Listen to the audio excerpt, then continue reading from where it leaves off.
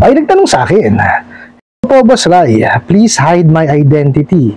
Hindi ako makapag-comment sa YT channel kasi po baka may makabasa na agent ng Ola. Nakafollow po sa'yo yung account ko sa YT. Nakita ko po kasi na si Ate Red nagsabi na legit daw ang pero di ba po yun yung na-raid nung 2023 kasama yung sister company niya. Tapos nagsulat din ang dating agent nila kasi hindi sila inilabas ng company sa kulungan. Nabigyan na po ba sila ulit ng permit ng CIC o SEC? Alright? Napakagandang katanungan po nito, pero bago ho natin sasagutin, imbitahan ko muna sana kayo. Napakisuportahan po sana ang aking mga social media accounts sa YouTube, Facebook, and TikTok. Kakaiba ho itong gagawin natin ngayon, no? Reaction video po ito, no?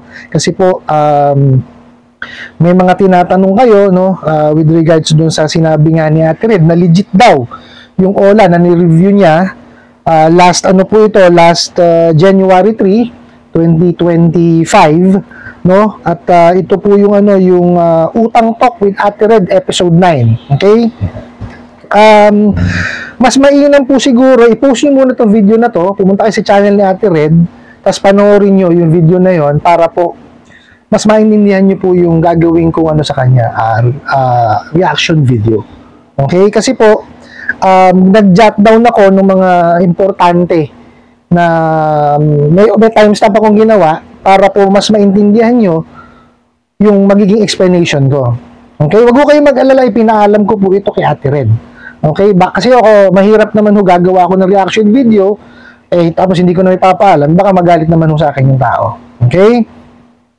So, ulitin ko po, ang sabi nyo, nagsabi daw si Ate Red na legit yung Ola na yun, na ni-review niya. And then, sabi nyo nga is na-raid ito noong 2023 at tinatanong nyo rin kung nabigyan na ba ulit ng permit ng CIC at SEC itong ni-review nga ni Ate Red. Okay. Unahin mo natin na sinabi nga ni Ate Red daw ba yung legit, yung Ola. Okay. Doon po sa 4 seconds to 20 seconds, no, ang sabi ni Ate Red, SE registered, quote and quote, legit. Okay. Pag sinabi pong quote and quote, hindi ko siya naniniwala. Okay. Pero, syempre, pag chinek nyo po, no, sa website ni SEC, no, doon sa mga listahan po ng lending, legitimate po siya. Meron po siyang tawag dito, meron siyang SEC number tsaka Certificate of Authority number. So, registered sa SEC. Okay. Now, chinek ko rin po siya sa recorded online lending platform. Nandun din po. Okay, so po pwede rin siyang advertise, ibig sabihin, no? Tapos po, chinek ko rin po yung yung mga revoked ng mga Ola at saka mga lending, no, tsaka financing. Wala naman po siya doon. So, ibig sabihin, quote and quote, legit nga. Okay? Kaya yun yung sinabi ni Ate Red. Lagi niyo po pakakatandaan, lahat po nung mga links nandyan na po sa aking description box. Okay? Makikita nyo po dyan lahat, no? Nandyan po yung yung mga listahan ng lending companies, listahan ng financing companies, nandyan din po yung mga recorded online lending platforms, at nandyan din po yung mga list of revoked, no, and suspended lending companies and financing companies. Okay? Nandiyan na po lahat, inaarmasan ko na ho kayo, no? So, balik ho tayo dun sa aking reaction video. Okay? So, yun po yung sinabi ni Ate Red, no? Quote and quote, ibig sabihin, siya mismo hindi siya naniniwala. Bakit? Kasi tinry niya eh. Okay? Kung mapapanood nyo yung video, no? Kagaya sinabi ko, puntahan nyo muna para maintindihan nyo eh. Kung napanood nyo po siya, siya mismo ho nang hiram. Okay? Nang hiram siya, di ba? Nung makahiram ho siya, no? Na-approve siya on a certain amount of money, wala hong interest. Tama. Pero, may service charge or may service fee na 45%. Grabe, napakalaki. Sobra-sobra. Daig pa yung may interest eh. Di po ba? Oh. Ang mabigat dito, 2 terms. Sa first term, 99.99% ng utang mo, kailangan bayan na. May siwaulo, no? Tapos pagdating mo sa second term, yung 0.01% na lang ang babayaran mo, which is equivalent to 1 peso. May siwaulo talaga, di ba? Masabi lang na 2 term, pero nanloloko pa rin. Di ba? Anak ka ng teteng. No, tapos, nung susubukan nga po ni Ate Red, mag-reload, bumaba na po yung kanyang credit limit. Credit limit na, credit limit niya. Bumaba na ho. Tapos, nung sinubukan niya, hindi na ho siya natutuloy. Na ano na ho siya, denied na ho yata. Di ba? So, lukuhan. Lukuhin yung ginagawa niyo nung ano. So, binuod ko na ho sa inyo, no? Tapos, ito ho yung mga, mga sinulat ko na mga okay? Tapos, dun po sa ika-30th to 50 seconds, no? Ang sabi, gusto kong maintindihan nyo yung modus or scam. At dapat aware tayo para maiwasan dahil hindi makatarungan yung ginagawa nila. Nakita niyo yung sinabi ni Ate Red? Diba? Siya mismo, ginagawa niya, ginipig yung sarili niya, magre-review siya for the sake of yung viewers na hindi na maloko ng scam at modus. Di po ba? So, nasagot ko na kagad yung unang tanong nyo na sinasabi ni Ate Red na legit. Hindi ko siya kasi binibigyan nga tayo ng awareness ni Ate Red with regards to dun sa loan app na yon. Sarili niya, ginawa niya ginipig, siya mismo nag-loan. Para maintindihan niya kung tama, kung ano ba yung pamamalakad sa loob. Okay? Which is dapat ganito ginagawa ng SEC. Okay? Kasi, yes, registered. But, alam ba ng SEC kung magkano yung pinapataw talaga na, na interest rate? Oo, maglalagay yun sa, sa registration nila na ito lang ang ang interest ko, ito lang ko. Diba? Pero, sa totoong buhay, sa actual na, hindi na yun. Diba? So, dapat ganun din ginagawa nila. No? Ako, payo lang. Okay? Nothing against SEC, but, pwede naman nilang sundin yung inaano kong payo. Pero, syempre, diskarte nila yan. Okay? Tapos, sa ika-51 to 1 minute, sinabi din na intindihin kung bakit na ituturing na scam. Sinabi rin po ni Ate Red yun. Di ba? So talagang niya binibigyan niya tayo ng kumbaga ng information, no? Para hindi tayo na maloko siya na mismo. Di ba? Ginagawa niya ginipig yung sarili niya para hindi na tayo maloko pa. Okay? Tapos dun po sa ika 1 minute and 11 second to 1 minute and 37 seconds, sinabi na hindi yon sponsored and personal na sinubukan. Okay, narinig nyo sa kanya mismo. Kasi pag pinanood nyo naman yung video, talagang siya mismo ang nangutang Okay? So, hindi mo siya sponsored. So, kasi kung sponsored yan, ba't sasabihin niya yung totoo sa inyo, di ba? Na scam talaga yung ginawa sa kanya. Panluloko talaga. Okay? Tapos, so, doon sa 1 minute 38 seconds to 1 minute 41, okay, sinabi ni Ate Red na masasabi mong legit kasi registered sa SEC. So, yun yung inaano ni Ate Red na pwede mong sabihin legit kasi nga, registered siya sa SEC. Diba? Nakalagay din siya sa recorded online lending platform. Wala rin siyang yung cease and desist order. Diba? So, legit siya, may tuturing, pero hindi porkit siya rehistrado, nandun ka lahat, bla bla bla. Talagang, doon ka na mangungutang, hindi ka na abusuhin, huwawalang yahin. Nakita nyo doon sa video, panoorin nyo yung video niya. Okay, para maniwala kayo sa akin. Kasi mahirap, sasabihin ko sa inyo na, ganito, ganyan, hindi. Hindi ba? So, sinagot ko yung una yung tanong. Okay, yung pangalawa is, na-raid na po. Yes, na-raid po ito. If I'm not mistaken, October 20, 2023, na-raid po siya. Okay? Nagkaroon pa nga ng ano yan, di ba, na issue yan. So, hindi ko na aanuhin yung, pero yes, na raid yan. Pero it doesn't necessarily mean, pagka na raid, revoke. Hindi po, magkaiba po yun. Pag na raid po yan, ibig sabihin, maraming complaint, okay? Inanuho ng, kumbaga, kinuha na ng warrant, okay, para mapasok, okay? And then, pagka po yan kasi, na raid na, at nagkaroon yan ng preliminary investigation, kagaya ho ng laging sinasabi ni Kajani, puntahan nyo po. No, umattend kayo.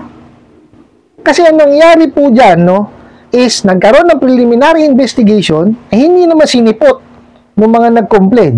Wala ho, madadrop ho yung kaso. Hindi ho yan magtutuloy-tuloy. Hindi ho marirevoke yan. Hindi ho magkakaroon ng cease and desist order yan. Di ho ba? Pagka ho kayo nag-complain, dire-diretso. Puntahan nyo po. Yes, maaabala kayo, pero yung ginhawa naman na maidudulot sa inyo, and not only that, pag nanalo kayo sa kaso, meron hong babayaran sa inyong danyo sa mga bugok na yan. Oh, so ituloy nyo. Hindi ho puro lang tayo simula, intro boys tayo eh. Di ho ba? Hindi po pwede na online lang, complain, tapos pag nandyan na raid na, may nakulong na, tapos na, hindi ho ganun. Atinan nyo ho kung ano yung dapat yung atinan para humadiin at talagang matuluyan. Okay po? O yan. Pangalawa, nasagot na natin. Okay.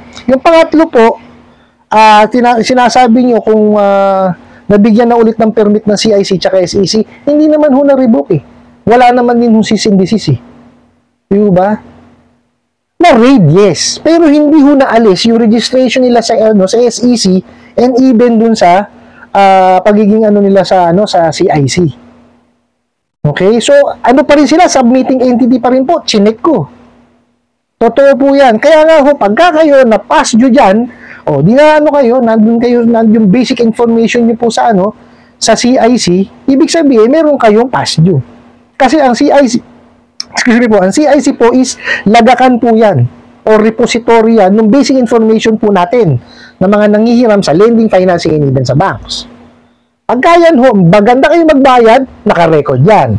Pagka hindi kayo maganda magbayad, naka-record din po yan. So, yun ho ang mahirap. Biruin nyo, magpe-pass nyo kayo, mare-record kayo sa CIC. Tapos, itong mga bugok na to, abusado pa. Di doble bukol. Di ho ba? Kaya nga ho, ko lagi sinasabi sa inyo, hindi ho lahat nang maglalabas sa wall nyo o dyan sa kung ano man na magpa-pop up dyan sa inyong cellphone, i-click nyo agad. Yes, I understand. Nangangailangan ho tayo ng pera, nagigipit ho tayo. Pero, syempre, gumawa ho tayo ng sarili natin due diligence, di ba? Pag-aralan ho natin maigi. Kasi tayo rin ho maapektuhan eh. Di po ba? So, nasagot ho natin lahat ho ng inyong katanungan, no? Actually, ito pong sila Ate Red, si Janitor, si Pat Quinto, si Tim Marcos, si Mami Yam. Yan pong mga yan is ginagawa nilang ginipig yung sarili nila. Sila mismo ho, sinusubukan yung mga apps na yan, hinihiraman nila, tapos ibinibigay ho nila yung karanasan nila sa inyo. Para ho tayo, kahit papano, maintindihan natin na, ito pala, hindi talaga dapat pala ito hinihiraman. Ito pala dapat nating hiraman. Di po ba? Sila na ho mismo. Diba? Sinasacrifice nila yung sarili nila. Tapos, may ganyan tayo mga, although yes, wala naman hong problema, sasagutin natin yan. No?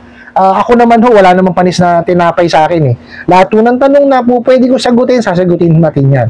Now, another thing po, pagka po tayo manonood ng video, please, pakisimulan at pakitapos at pakiintindi po yung video. Okay po? Kasi, wala naman ho kung napansin pangit doon sa video eh. Di po ba? Ako, pagka may napanood akong video na hindi maganda, nagko-comment ho ako. Marami na ako kinomentan ng mga content creator regarding sa OLA, no? At paano naman sila? 'Di ba? Kasi alam naman nila na ko talaga maniningil ako eh. 'Di ba? At least I have kahit paano may alam ako dun sa kanilang ginagawa. 'Di ba? At ako sinasabi ko sa inyo, wala naman hong maling ginawa si Ate Red dito. Kahit sa ulitin ko, pakipanood mo. Punta kayo sa channel niya, pakipanood niyo yung kanyang video. Di ba? Sabi nga sa inyo, ginipig pa nga po sila. Oh. Diba? Sinasacrifice nila yung sarili nila just to give you yung mga puntos na dapat nyong malaman regarding do sa mga loan apps na yan. Di po ba? So, let's be thankful to them. Diba? Kasi ulitin ko, ginagawa nilang ginipig yung sarili nila. Hindi yung madaling gawin yun kasi number nila yun eh. It's their personal number and personal information. Yung inilalagay nila doon. Hindi po ba? And lagi ko sinasabi sa inyo, ang negosyo nitong mga bugok na online lending apps na to is magbenta ng information. Nandyan din po sa video, sinabi rin ni Ate Red na nung after niyang mag-loan dyan sa bugok na wala na yan, marami na siya nare-receive na mga offers. Ano ibig sabihin? Naibenta na niya sa ibang sa ibang mga lending yan, sa ibang marketing companies. Ganun ang ginagawa niya mga yan.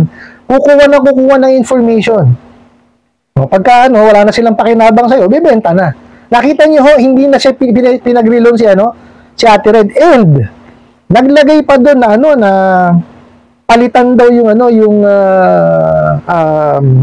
parang payment method o yung ginagamit pang disburse. Diba? Tinuturuan pa. Bakit? Kasi panibagong information na naman yung nanakawin nila. Diba? Sabi ko sa inyo, ang negosyo nitong mga bugok na to yung pagnanakaw po ng information. Kaya ingatan nyo pong maigi yan. Biruin nyo, milyon-milyong impormasyon po ang nakukuha nila. Ibinebenta lang ho yan sa mga marketing marketing agents, marketing companies. Tingnan nyo, talaga malalaman nyo naman marami ng offers kayo nare-receive. Not only through emails, through SMS, di ba? So, tingnan nyo yan. Yan ho ang pagkakaano ko dyan, pagkakaintindi ko dyan sa mga yan. Ni-research ko maigi and ang aking conclusion is, yun ho ang negosyo niyan. No? Ako hindi ho ako galit sa inyo, ginawan lang ho natin ng video yung inyong tanong at maganda ho yan, no? At least, gusto nyo hong malaman yung katotohanan. Okay? I hope nasagot ko po itong katanungan na to at sana po'y makatulong. Maraming salamat po sa inyong walang sawang pagsuporta at panonood sa aking mga videos. Maraming salamat po sa inyong pag-like, pag-share, pag-comment at pagtatanong. And kunin ko na rin po itong opportunity na to na imbitahan po sana kayo at pakisuportahan po sana ang aking mga social media accounts sa YouTube, Facebook, and TikTok. Hanggang sa muli po. Yun lang.